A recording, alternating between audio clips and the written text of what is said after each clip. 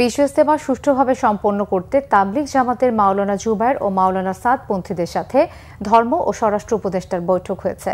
সমস্যা চিহ্নিত করে সমাধানের জন্য 7 সদস্যের কমিটি গঠন করা হয়েছে বলে জানিয়েছেন ধর্ম উপদেষ্টা আ.ফ.ম. খালিদ হোসেন।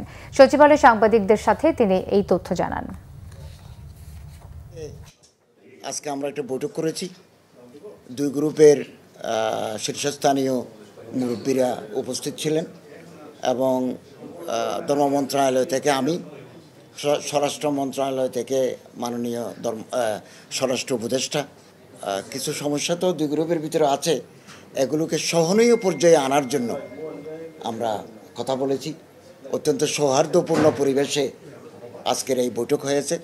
আমরা আগামী দিনে আরও তাদের সাথে বৈঠক করব, একটু কাছাকাছি নিয়ে আসা। এবং আপনারা জানেন গত বছর একটা হত্যাকাণ্ড সংঘটিত হয়েছে।